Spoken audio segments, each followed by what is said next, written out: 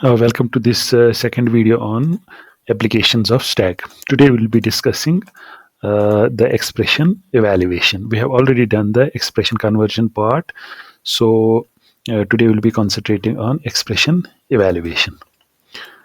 So what are the expression types? As we already discussed in the previous video, that in general there are three types of expressions: the infix expression, the postfix expression, and the prefix expression.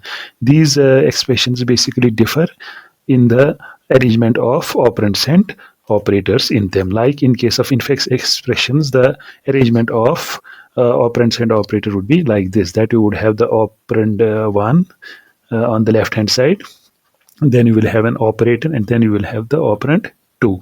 Example can be a plus b and the other two. In case of a plus b, you can see that this a represents the operand 1, this b represents the operand 2, and in between there is a plus which represents the operator. Similarly, in case of a plus b minus c, a would be my operand 1, plus would be my operator, and b minus c would evaluate to operand 2 ultimately, and it would be evaluated.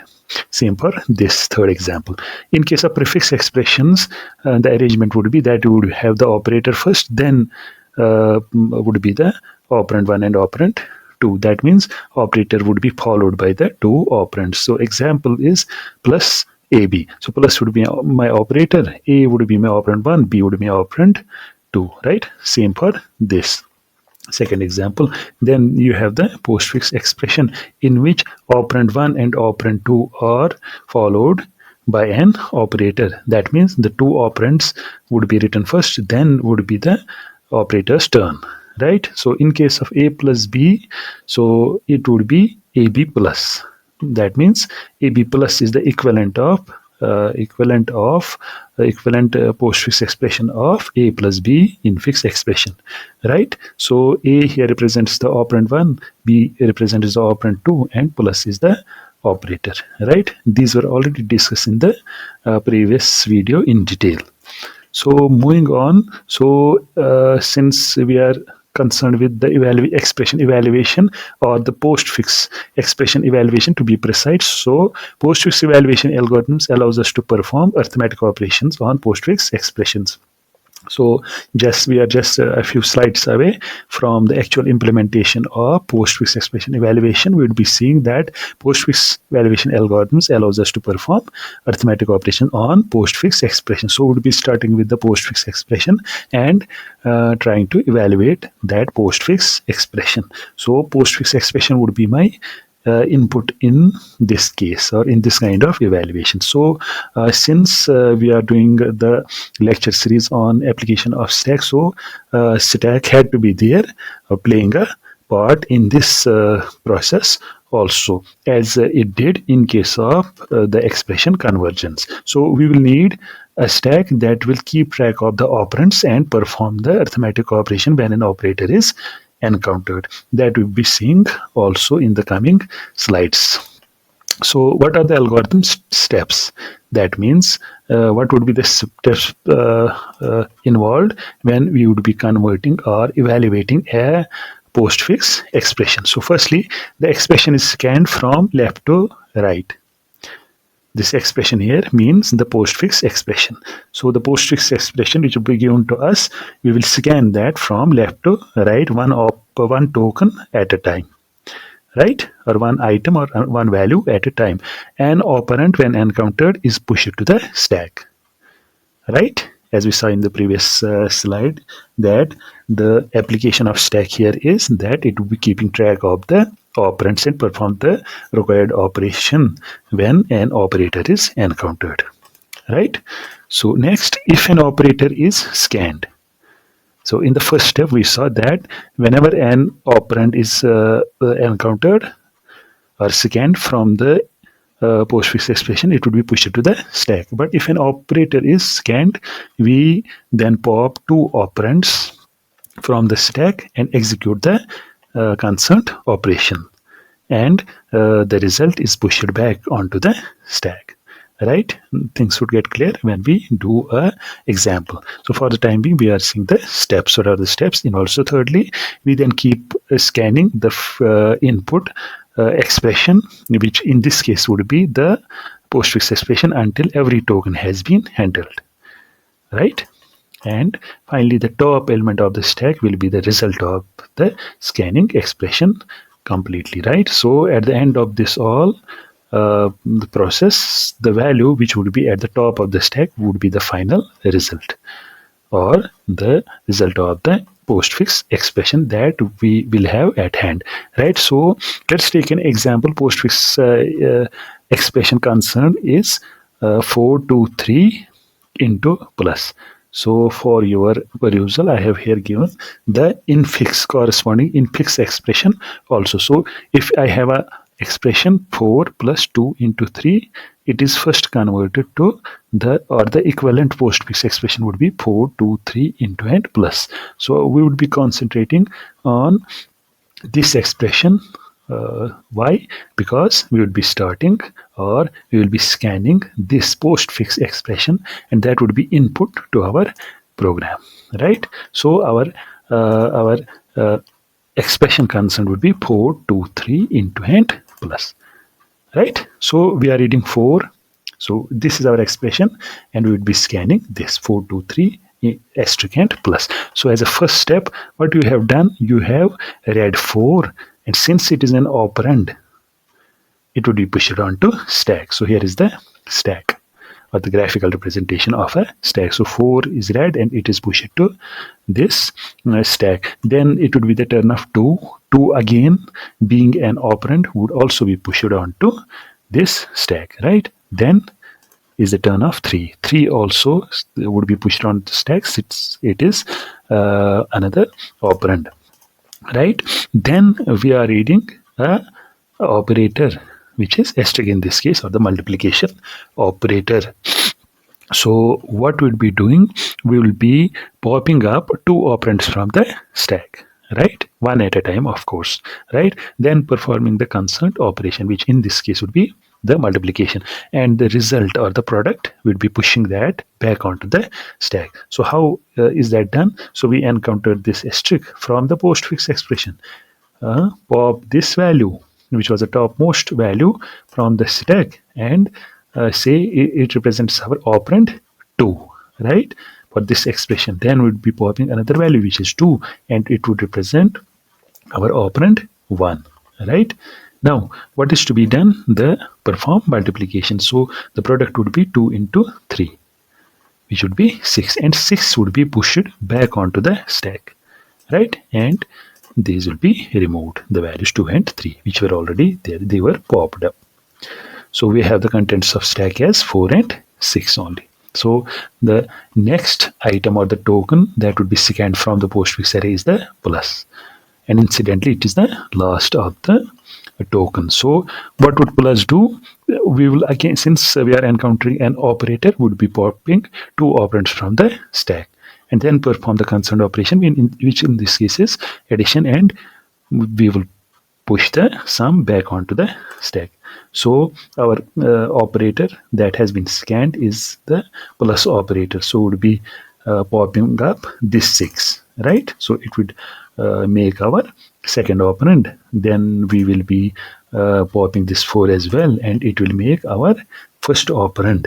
Then the concerned operation would be performed, the addition would be performed, and the result would be pushed to the stack. So we have the 10 as a value in the stack. In fact, the only value that has been left in the stack, right? In the meantime, we have reached the end of the array, right? So pop the value from the stack, which would be our result. So the output would be what is at the topmost position of the stack, which is 10 in this case. So 10 would be the answer. So if you evaluate this expression, in fixed expression, so 4 plus 2 into 3, in this expression 2 into 3 would be evaluated first, which would be equal to 6, and then it would be added to 4, which would be 10. So I guess the result is same in case of evaluating the postfix expression, which was derived out of this infix expression.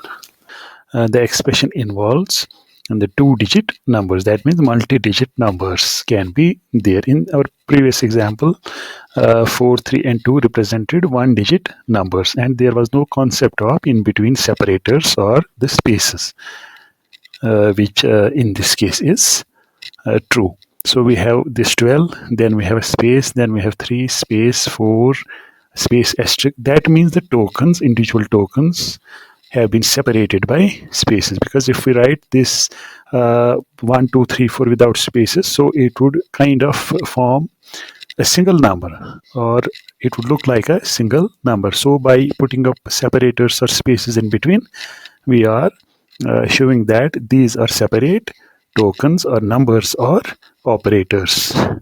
So we have 12, we have 3, we have 4, we have asterisk, we have plus, we have 6, and we have minus. Of course, as I said, separated by spaces. So what would be the procedure in this case? So let us say, again, we will have to use stack, right, for the conversion process. Now we are reading 12, which is our first operand, so to say, but it would be stored as 1 and 2 in our array, or the postfix array that would be using to store these tokens. So 1 and 2 would be stored at places 0 and 1 in that array, but for us it is a 12. Right. So let us say what would happen in this case. So as we saw previously, if it would have been a single operand like 1 only, then we would have pushed it onto the stack, since it is an operand, or it would have represented an operator. But in this case, we have to take 1 and 2 together. So for this, I have written a code which I would be explaining later, that if is digit.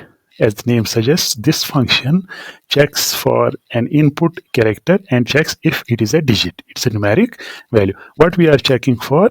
We are checking for exp, that means expression at hand. That means the postfix expression. Its ith element. So it would be I, in this case would be 0, since you are beginning the evaluation process. So this would be exp0. exp0 in our example is 1, right? Right. So we'll be taking n and a temporary variable initialized with 0. Now go to this line of code, or this while loop. Now this while loop is saying while is digit exp. It is kind of looking like the same condition used in if as well as while, but you would see the difference in the coming moments. So here, let us first check what this instruction or this while loop is doing actually, right? So the value of, or the modified or the updated value of n would be the previous value of n, which has been initialized with 0, then into 10, anything multiplied by 0, obviously it would be 0. So this whole expression would be 0 plus what? exp I in this case is 0, so exp0 in this case is 1. Right? That means first element of the postfix array we are taking. So this one. So 1 minus 0 within quotes turns it or casts it to numeric value, since we have inputted this expression or stored this expression in a character array. So all these characters are individual tokens, or the elements of this array would be characters. So they would look like to naked eye as numeric, but since we have declared this postfix array or exp array as characters, so all of these individual items, including the spaces, including these operators, would be characters, and this one, the first element of this array, is no exception. So what this piece of code does, it changes it to numeric. So it would be now this much would be a numeric 1. So 1 plus 0. Right? 1 plus 0 is 1. So that would be my new value of what? N. So n would be 1. So next would be incrementing I. So I would now become 1. Right? Now it would go back to the while loop, obviously, till this condition gets false. So again, we are checking the next digit, which would be 2. So 2 is again a digit or a numeric value. So it would be true. So control would go here, and we would be calculating the new value or the updated value of n. So n would be the old value, or the value which is already in n, which is 1 into 10. So 1 into 10 is 10. Yes, plus and the current element that has been scanned and its numeric version, that is 2. So this would be 2. So 1 into 10 is 10. 10 plus 2 is 12. Right? So that was basically the most important part of this discussion. Rest you will find a bit easy because you can see later on the digits, the numbers are single digit numbers like this 3, this 4 and this 6. Obviously if you can understand this code in the context of 12, you can understand it obviously for a bigger number as well, like a 3-digit or a 4-digit number, right? So this part was important. You can pause the video here to take up the code or do some kind of hand simulation. So at the end of this all, we got a value of 12, and that 12 is pushed to the stack like this, right? So the role of this code is gone, so I have removed it. So we would proceed. Next is the turn of 3, right? Turn of this 3. So 3 would be, again being an operand, it would be pushed onto the stack. Next 4 is again an operand and it would be pushed onto the stack. Next we have the operator asterisk. So what we'll be doing, as discussed already in the previous examples also, that we will have to pop 2 operands since multiplication is a binary operation. So we will need 2 operands and we'll find the product of the 2 operands popped up from the stack. So for that we would need this 4 and this 3. Obviously, when you pop up these operands, they would be removed from the stack. So what is left on the stack is only 12. But in the meantime, you have to do the multiplication of these 2. That would be equivalent to 12, and 12 would be pushed back to the stack, as already discussed in the algorithm part. So let us, for the time being, move to the next step. So now this after asterisk, now this plus would be taken up from the input expression or the postfix array that we are using in this case, right? So plus, what would plus do? Yes, plus would again let us pop 2 operands from the stack and perform addition in this case, and the result would be pushed back onto the stack like this. So 12 and this 12 would constitute the operands of this plus. So what would be done? Summation of these resulting in 24, which would be pushed back on the stack, right? Next is the turn of an operand, which is 6. 6 being an operand would be pushed to the stack. So we have 2 operands onto the stack, right? So next we'd be taking up this minus. Again, we will, in case of minus, take up 2 operands from the stack by pop operation plus this 6. Means this would constitute our operand 2 and this 24, which would constitute our operand 1. Then operand 1 minus operand 2 would result in the formation of 18, which would be pushed back to the stack. So our stack top would now contain what? 18. And in fact, the only value that is on top of the stack or in the stack, right? So what next? Next is end of the postfix array. Now to get the answer, we'll need to pop the value. In fact, the only value that is left on the stack, and we'll remove that or pop that up to get our final answer. So the final value of this expression is 18, right? Okay, now coming on to the source code. So source code, obviously we'll need the services of these header files, and we have declared a stack as discussed already in the previous examples. Then top is equal to -1 to keep track of the top of the stack, and the result variable which would be storing our result, right?